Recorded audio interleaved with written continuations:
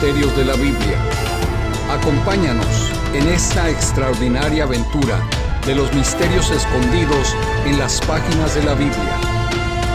A partir de este momento, nos adentraremos en una experiencia de fe con nuestros anfitriones Ron Castillo y Alfredo Andrade.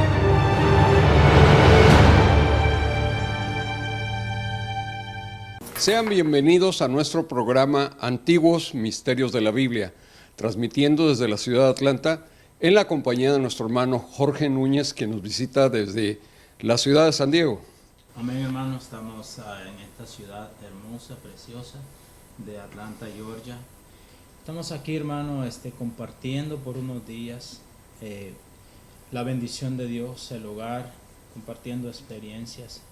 Y ha sido una bendición haber llegado al hogar de nuestro hermano, ya que nos conocemos desde hace muchos años, ¿verdad? Y hemos compartido en cenas, en cafés, la palabra del Señor.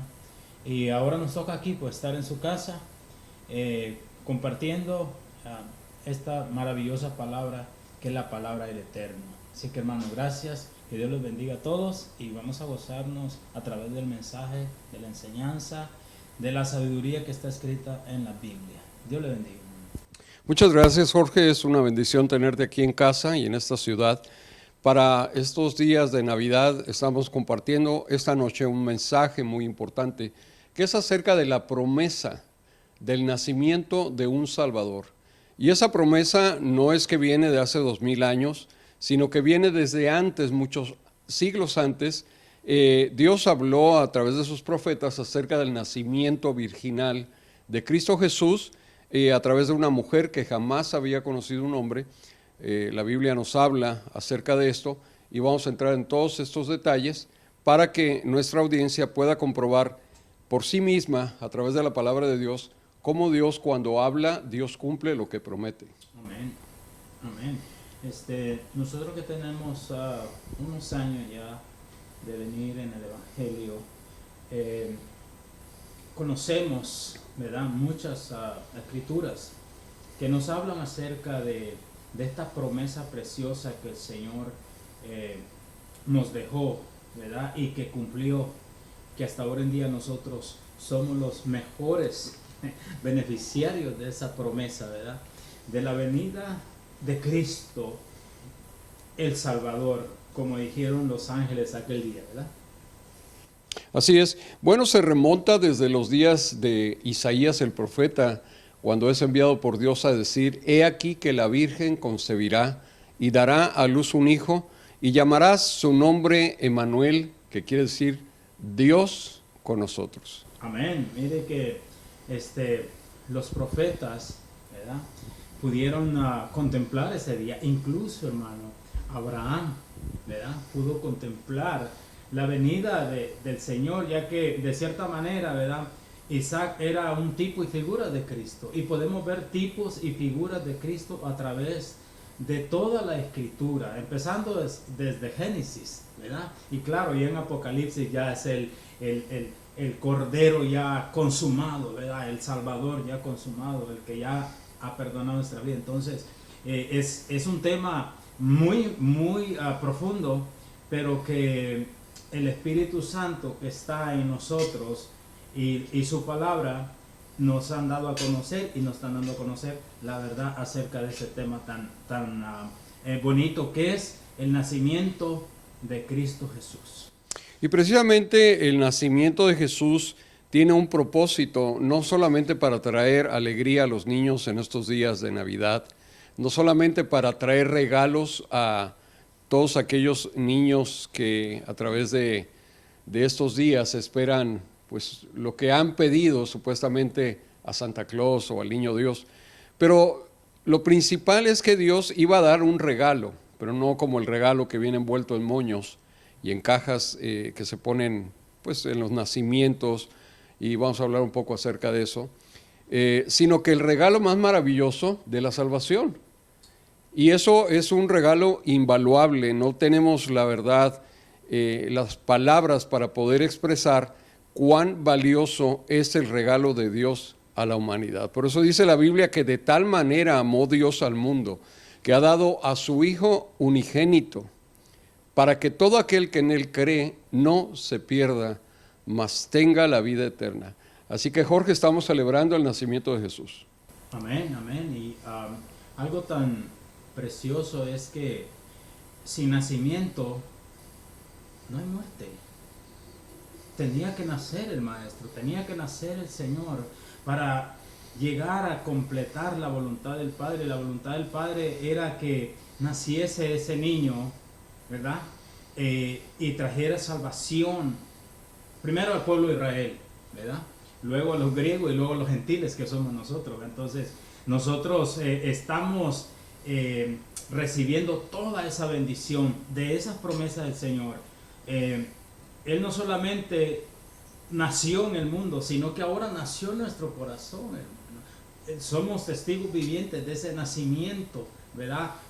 No solamente porque las evidencias que hay en el mundo, claro, el mundo quiere refutar esa verdad, ¿verdad? Pero ¿sabe qué, hermano? La verdad de Dios es tan grande que nadie la puede refutar. Es eterna, es poderosa, es maravillosa. Entonces, nosotros somos fruto, ¿verdad? Somos el fruto de esa promesa, y por eso estamos aquí. Y a través, mire, en México, aquí en Estados Unidos, en Honduras, en El Salvador, en el viejo continente, en Asia, aún en China, ¿verdad? Y en esos países que están blindados, hasta ahí llega la promesa, ¿verdad?, que Dios hizo a la humanidad, que a través de ese hombre iban a ser benditas todas las naciones de la tierra. Qué interesante, Jorge, escuchar lo que hace rato decías acerca de Abraham. Vamos a llegar hasta el punto en donde vamos a llegar a la vida de Abraham. Pero antes de eso, queremos llegar a la misma raíz de por qué. Y eso es lo que yo quisiera que entendiéramos en esta tarde, audiencia que me escucha, que nos ve a través de este video, y que también se puede suscribir a este canal, Antiguos Misterios de la Biblia, a través de darle like a nuestros videos y compartir una suscripción. También lo puede referir a todos sus amigos y amistades para que también ellos sean bendecidos con la palabra del Señor. Vamos a ir, Jorge, hasta la raíz misma de por qué. ¿Por qué? ¿Por qué tuvo que Dios enviar a su Hijo? Y eso lo vamos a encontrar en el libro del Génesis, el libro de los inicios, que en hebreo es Bereshit. Y ahí es donde empieza toda la historia del plan de Dios para salvar a la humanidad, porque si no hubiera sido porque Dios interviene en la humanidad para poderlo rescatar de esa condición de muerte, porque recordemos que la paga del pecado es muerte.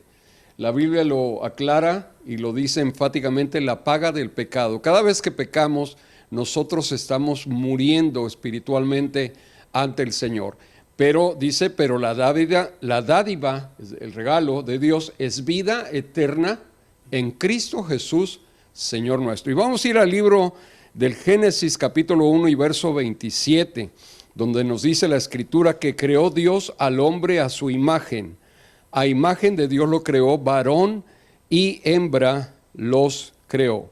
Y en el capítulo 2, verso 1 al 8, nos dice la historia bíblica que fueron acabados los cielos y la tierra y todo el ejército de ellos, y acabó Dios en el día séptimo la obra que hizo, y reposó el día séptimo de toda la obra que hizo, y bendijo Dios al día séptimo, y lo santificó porque en él reposó de toda la obra que había hecho en la creación.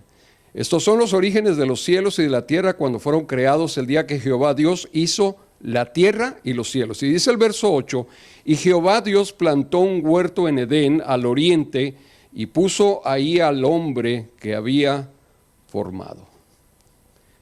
¿Cómo Dios lo rodea de bien y de seguridad al hombre? Bueno, es interesante, Jorge, ver que la palabra Edén, donde Dios lo pone, quiere decir mi delicia.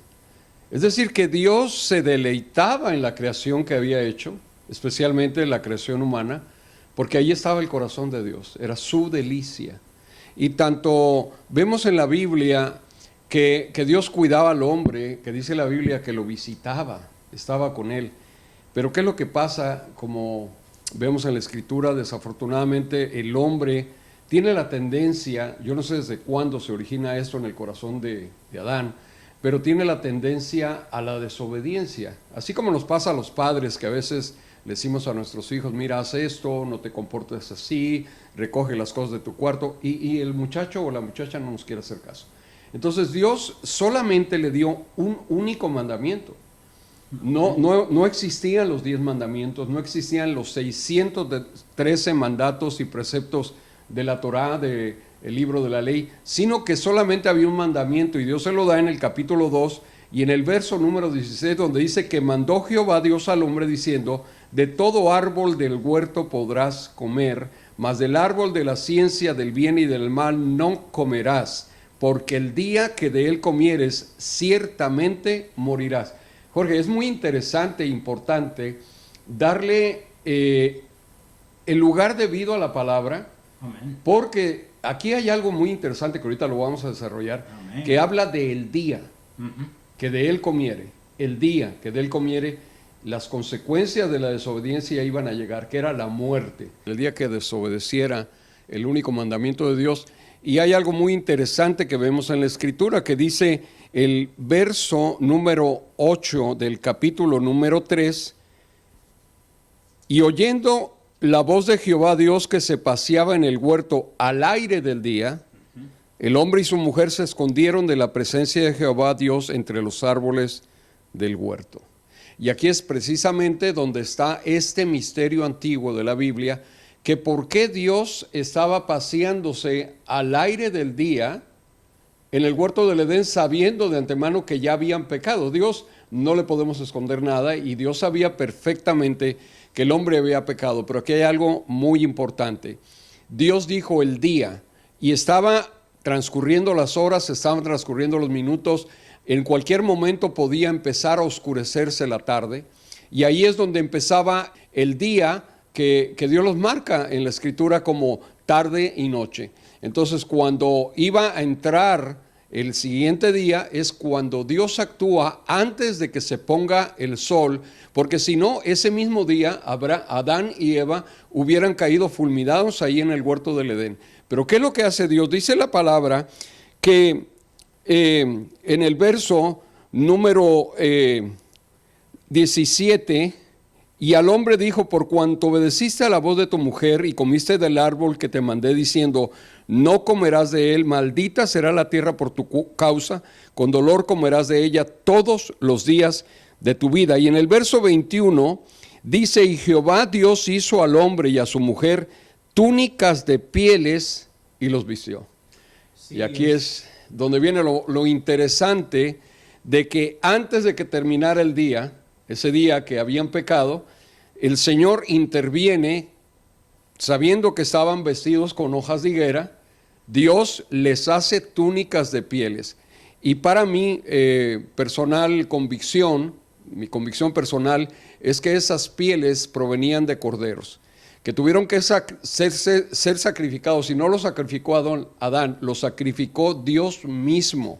Hizo un sacrificio que observó Adán y observó Eva, viendo cómo Dios sacrificaba animales inocentes que no habían hecho ningún mal, que estaban ahí en el huerto con Adán y Eva, pero que era necesario que para que no murieran estos animales fueran sacrificados. Y por eso dice la Biblia que sin sangre no hay remisión de los pecados. Es interesante cómo el hombre en su ya naturaleza humana, ¿verdad? Porque toda la naturaleza divina al momento de pecar se le fue quitado, ese traje de santidad que Dios le puso, le fue quitado, y el hombre se ve desnudo y dice, wow, ¿qué está pasando? ¿Qué ocurrió con mi vida? Y busca una solución a la manera de él, a la manera de sus pensamientos, ¿verdad? Nadie puede venir con sus maneras a quererse limpio. Solamente hay una manera de ser limpio, y es a través del Cordero. Como dijo Juan el Bautista, he aquí el Cordero de Dios que quita el pecado del mundo. Uh-huh. Porque ese Cordero era un tipo y figura de alguien que iba a venir a limpiar la humanidad de todo el mundo. Entonces, eso es maravilloso. Sí, cuando Dios sacrifica a estos animales, la Biblia no nos dice qué clase de animal fue, pero yo personalmente creo que fueron corderos, por lo que vamos a ver en la Escritura acerca de todos los sacrificios que hizo Abel, que hizo Job. Pero es interesante algo que yo alcanzo a ver aquí en la Escritura, que dice la Biblia que cubre al hombre y a la mujer con las túnicas de pieles. Ahora, yo recuerdo, Jorge, cuando yo era torero profesional, que ahí a la salida de la plaza estaban los que mataban, no mataban, sino los que destazaban a las reses, a los toros que habíamos lidiado, y les quitaban la piel para curtirla, para usarla para zapatos o otras cosas. Y yo veía que al quitar la piel de la carne del animal, esta tenía capilares que sangraban. Entonces, la piel, cuando es despegada de la carne, de lo que es la dermis del animal, lo que hace es que suelta sangre a través de los capilares. Entonces, la sangre de esas pieles de corderos tocó la carne de Adán y Eva, trayendo el perdón temporal para que no murieran. Y luego vemos más adelante, en el capítulo 4 del libro de Génesis, que nos habla acerca de la ofrenda de Abel. Dice la Biblia en el verso 4, y Abel trajo también de los primogénitos de sus ovejas, de lo más gordo de ellas, y miró Jehová con agrado a Abel y a su ofrenda. Y aquí hay algo interesante, porque a lo mejor usted se va a sorprender de lo que le digo, pero en ese tiempo, en el tiempo de Abel, las ovejas que se criaban no eran para comer, eran ofrendas del sacrificio a Dios. Porque el hombre Adán aprendió el sacrificio de ovejas y lo transmitió a sus hijos. Entonces vemos que Caín no le importó su relación con Dios, pero a Abel le importaba tanto que dice que trajo de lo más gordo de estas ovejas y las presentó delante de Dios. ¿Y en qué baso yo mi teoría o mi tesis teológica? Pues precisamente en lo que Dios había ordenado al principio al hombre y la mujer, que de todo fruto del que sale de la tierra y de toda legumbre que sale de la tierra y de todo grano que sale de la tierra te será para comer a ti y a los animales que he creado. ¿Y por qué no se comían los animales en el tiempo de Caín, en el tiempo de Abel, en el tiempo de Adán? Porque esto solamente fue permitido por Dios hasta después del diluvio, donde nos dice el capítulo 9 de Génesis, y hablando desde el verso número 1, que bendijo Dios a Noé y a sus hijos y les dijo: fructificad y multiplicaos y llenad la tierra. El temor y el miedo de vosotros estarán sobre todo animal de la tierra y sobre toda ave de los cielos y en todo lo que se mueva sobre la tierra y en todos los peces del mar, en vuestra mano son entregados. Todo lo que se mueve y vive os serán para mantenimiento. Así como las legumbres y plantas verdes os lo he dado todo. Pero carne con su vida, que es su sangre, no comerás, porque ciertamente demandaré la sangre de vuestras vidas de mano de todo animal, la demandaré, y de mano del hombre, de mano del varón, su hermano, demandaré la vida del hombre.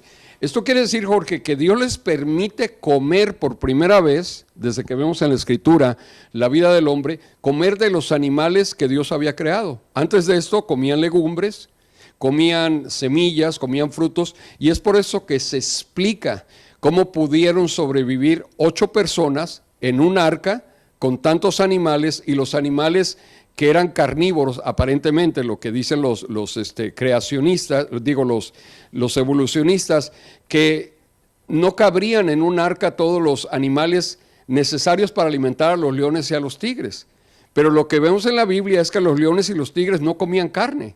Comían semillas, verduras y frutos, al igual que el hombre y su descendencia. Es hasta este capítulo 9 donde Dios le dice que puede comer de los animales, pero solamente con una condición: que la sangre del animal fuera derramada completamente, que no comiera la carne con la sangre, que eso es algo de una enseñanza muy profunda, porque tenía que ser vertida completamente la sangre del animal para poder comerlo. ¿Y qué es lo que pasa con Jesús? Jesús vierte toda su sangre para redimirnos. Amén. Hasta el momento que vemos que el soldado romano le perfora el costado y sale sangre y agua, porque el corazón estaba inflamado de tanto sufrimiento y de tantas cosas que estaba pasando fisiológicamente, y de esta manera sale esa sangre que brota, que con esto se cumple de que Él murió y derramó su sangre.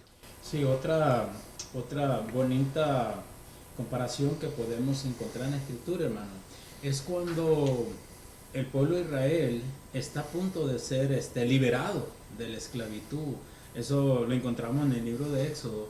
Y dice que el Señor le dice a Moisés, ¿sabes qué? Quiero que vayan por familia y sacrifiquen un cordero, ¿verdad? Que no se desperdicie nada. Y lo que sobre lo van a quemar, porque ese cordero, la sangre de ese cordero, ¿verdad? Marcando los dinteles de las puertas de los hijos de los hebreos, los va a librar de la muerte. Yo me enfoco en esos pasajes de la Biblia donde hace una alusión, ¿verdad?, a lo que decía usted, a la venida de Cristo, ¿verdad?, a la venida de ese cordero que nos iba a limpiar y nos ha limpiado del pecado. Entonces, la Escritura está llena de todas esas alusiones, de todas esas pasajes donde nos dan un aviso, ¿verdad?, una señal del Cordero de Dios, del Hijo de Dios, del que iban a nacer, y para allá vamos, ¿no? Así es, efectivamente, cuando vemos el sacrificio de la Pascua es algo bien interesante, porque el pueblo de Israel era un pueblo esclavo. Básicamente lo único que recibían del faraón era un lugar donde dormir y comida que comer, que vemos en la Biblia que eran ollas de pescado con ajos y berros, ¿verdad? Esa era la dieta del pueblo de Israel. Pero ¿de dónde salen los corderos? Los corderos salen del sacrificio que tuvieron que hacer para buscarlos, porque no hay un antecedente histórico o arqueológico que hable que en ese tiempo de la esclavitud los israelitas tuvieran manadas de corderos, porque no era un pueblo pastoral, era un pueblo que trabajaba en hacer barro, ladrillos para construir las ciudades de Pitón y Ramesés. Entonces, tenía que hacer un sacrificio, buscar la manera de conseguir un cordero para poderlo tener listo para el sacrificio que iba a ser la última plaga que iba a caer sobre el imperio de Egipto. Pero algo muy importante es que Dios les ordena que en el día 10 del mes de Nisán o del mes de Abib, que viene a ser el mismo, tenían que separar ese cordero y guardarlo por 4 días hasta el día 14. Entonces la cultura judía nos dice que el pueblo de Israel tomó el cordero, lo metió a su casa, lo amarró a la pata de la cama del padre de familia, y el cordero estuvo por 4 días al lado de la cama del padre de familia, de tal manera que los niños podían venir y acariciar al cordero, verlo, enamorarse del animalito, para que a la hora que lo fueran a sacrificar provocara esa sensación de pérdida, de dolor, de tristeza, para que el día 14 ese animalito fuera sacrificado. La sangre iba a ser vertida en un receptáculo, después del cual con unas ramas de una especie de planta que era amarga al paladar, iban a poner en los dinteles y postes de la puerta. Y lo interesante, Jorge, que en el alfabeto hebreo hay una letra que es la yet, que es precisamente la forma de los postes y el dintel, que quiere decir comunión, confianza y salvación. ¿Sí? Entonces Dios iba a salvarlos a través de esa sangre en los postes y dinteles de la puerta. Pero hay algo también interesante, que Dios no solamente le ordenó al pueblo que sacrificaran el cordero, sino que lo comieran asado. Y la forma que lo comían asado era en una vara en forma de cruz, como lo van a ver nuestros amigos que están viendo este programa. Vamos a poner una imagen de cómo cómo se asaban los corderos en el tiempo de Israel, que era una vara en forma de cruz donde ponían las manos del cordero y las patas las ataban en la parte posterior. O sea, tipificando, profetizando desde siglos antes cómo iba a ser la muerte del Cordero de Dios que quita el pecado del mundo, el cual fue precisamente sus brazos abiertos y sus pies fueron juntados en uno solo, para que el clavo romano perforara donde la Biblia dice que le dio la promesa a la mujer, que le dijo: tú herirás a la serpiente en la cabeza y ella te herirá en el calcañar. Él irá a la simiente en el calcañar, y el calcañar no es otra cosa más que el talón de Aquiles, ese famoso talón que tiene precisamente en la parte de lo que es el talón de la persona, hay un tendón, que ese tendón era perforado a un lado del tendón, entre el hueso y el tendón, era perforado por el clavo, y cada vez que la persona quería moverse sentía unos calambres tan tremendos, porque ese tendón es muy sensible. Entonces cada vez que Jesús se quería mover, sentía calambres terribles al querer moverse, porque el clavo hacía molestia ahí en el talón. Entonces es muy interesante ver cómo esta profecía de la Pascua, que era sacrificado exactamente a las 3 de la tarde, entre las 2 tardes, vemos cómo Jesús cumple esa profecía, siendo ejecutado en la cruz un día 14 de Nisan, entre las 2 tardes, y precisamente siendo clavado así, como lo ilustraban la manera en que eran asados, puestos en esa cruz de madera, los corderos de la Pascua. Es interesante, ¿verdad? Cómo Dios ha hecho un mapa espiritual, un mapa de salvación. Lo ha venido cumpliendo al pie de la letra. Tal vez para nosotros, ¿verdad?, el tiempo es demasiado extenso, pero como para Dios, un día es como 1000 años y 1000 años como un día. Pero el hecho es, hermano, que Dios, en su infinita misericordia, en su amor, no nos dejó a la deriva, sino que nos dio promesa. Y Dios cumple su promesa, porque como dice en el libro del número 16, 23, 19, Dios no es hombre para que mienta, ni hijo de hombre para que se arrepienta. Entonces, todas las cosas que el Señor nos ha prometido, y la más grande de ellas es nuestra redención, ahí lo estamos viendo a través del Cordero, a través del nacimiento, que es donde vamos llevando este estudio. Bueno, más adelante Dios tipifica proféticamente, es una sombra o una imagen del futuro en el sacrificio de Isaac, cuando Dios le ordena a Abraham. Y esto es muy interesante porque según el calendario judío, Jorge, y esto es bien importante, Abraham nació en el año 1948 a.C. Y el pueblo de Israel, después de 2000 años de estar fuera de la tierra de Israel, después de la destrucción de Tito en el año 70 de la ciudad y el templo de Jerusalén, y después de Adriano cuando hizo la matanza de Bar Jobá, que murieron casi 1 millón de judíos en el año 135, los judíos prácticamente fueron dispersados por toda la tierra. Pero ¿qué pasa? En el 1948, el 14 de mayo, el pueblo de Israel vuelve nuevamente a ser un estado independiente en la tierra que Dios le prometió a sus padres, que sería su nación para siempre. Y nació nuevamente después de 2000 años en el año 1948, pero de nuestra era después de Cristo. Y Abraham nació, a quien se le dieron las promesas de toda esta descendencia como las estrellas del cielo. Él nació en el 1948 a.C. Bueno, hay algo muy interesante hablando de Abraham. Ya hablamos de su nacimiento, pero llega el momento en que Dios cumple la promesa y le da a su hijo Isaac. Pero después le pide que lo lleve en sacrificio a uno de los montes que le iba a indicar, que era en la región de lo que se conocía como Moriah o Moria.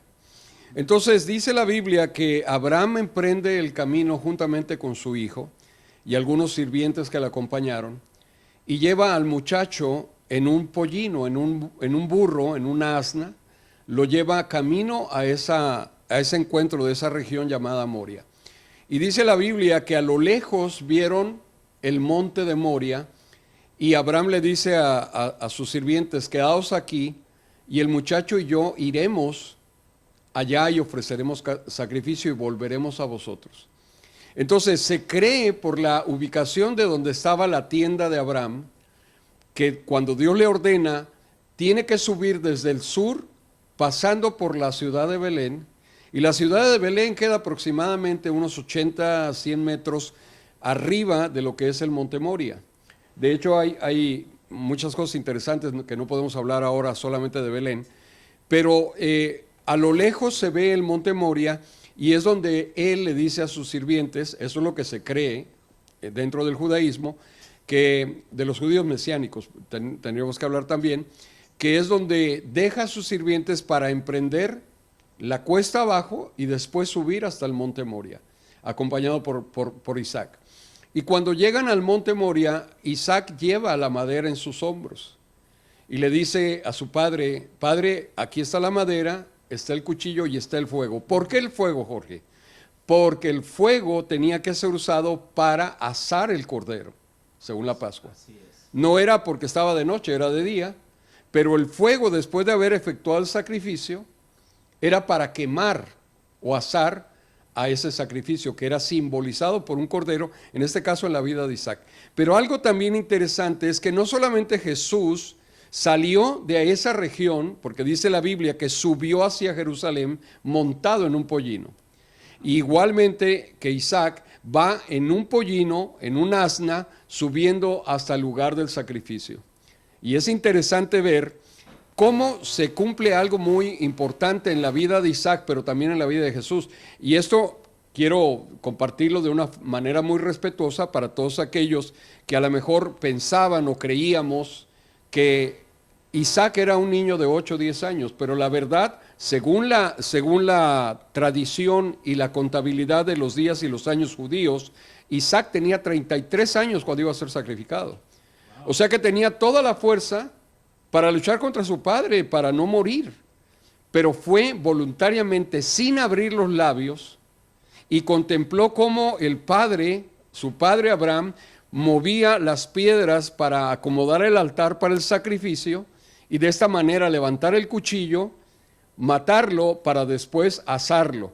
Entonces, Isaac no abre la boca ni forcejea en contra de su padre, sino que voluntariamente acepta el sacrificio de muerte.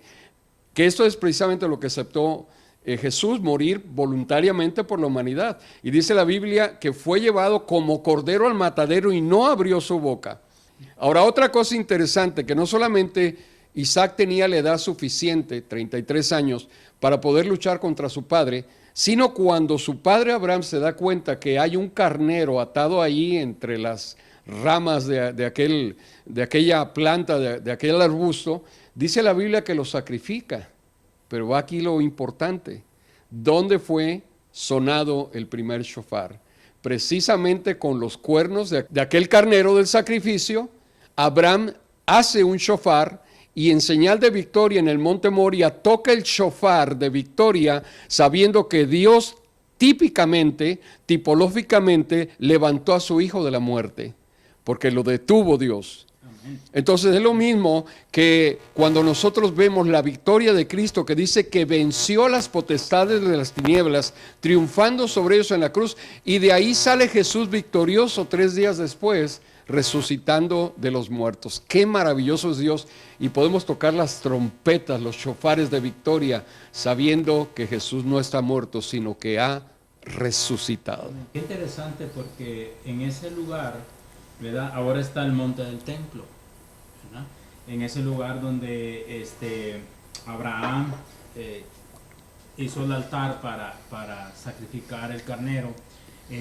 Ahora en día todos lo sabemos que es un lugar muy peleado, muy disputado, ¿verdad? Disputado entre el judaísmo, el cristianismo, el islam, ¿verdad? Y que el Señor va a regresar a ese lugar otra vez, ¿verdad? Entonces, pero qué interesante, hermano, qué interesante que, ¿sabe qué, hermano?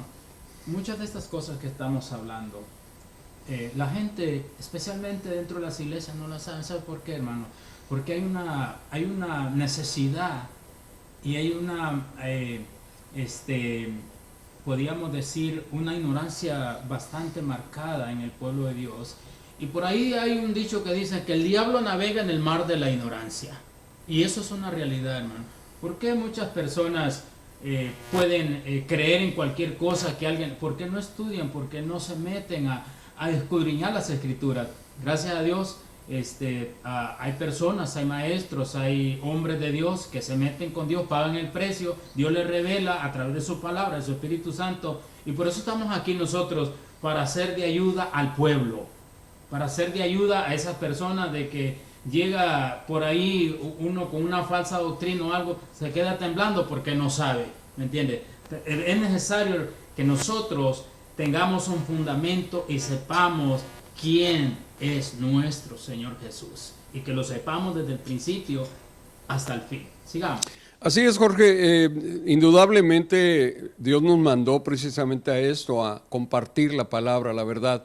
Y tenemos que hacerlo de una manera sistemática para que la gente pueda desarrollar todo un tema que podríamos hablar de tan solamente del nacimiento, todas las involucraciones proféticas que hay en el nacimiento de Jesús. Podríamos pasar días enteros hablando de esto, podríamos hacer 20, 30 programas tan solamente del evento de la Navidad.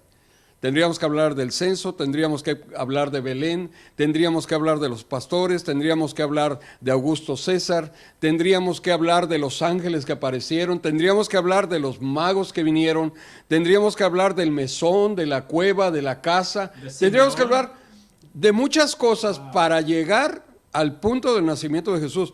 Pero desafortunadamente no tenemos tanto tiempo para hablar de eso, pero queremos resumir en cortos videos de media hora, 40 minutos, estas enseñanzas de los antiguos misterios de la Biblia. Amén.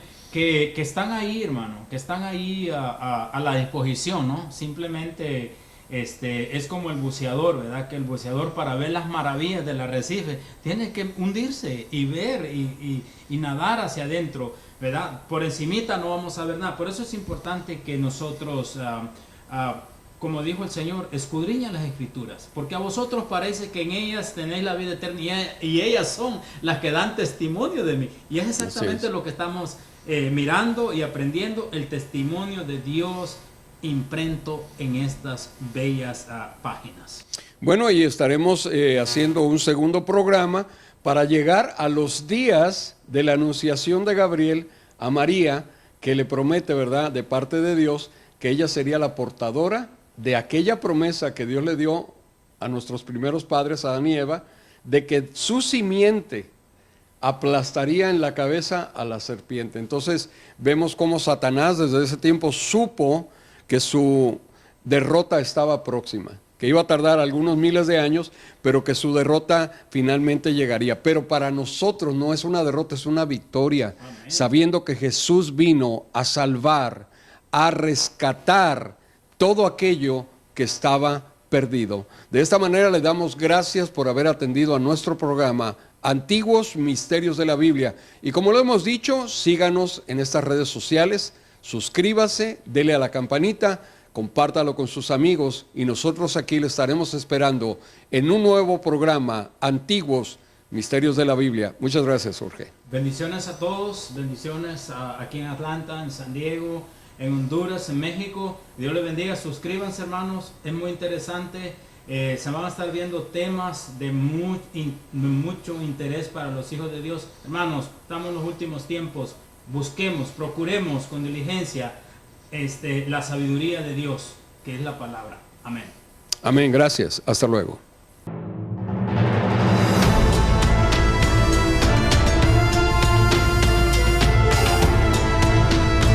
Gracias por haber estado con nosotros y te invitamos a que nos sigas acompañando en tu programa, Antiguos Misterios de la Biblia.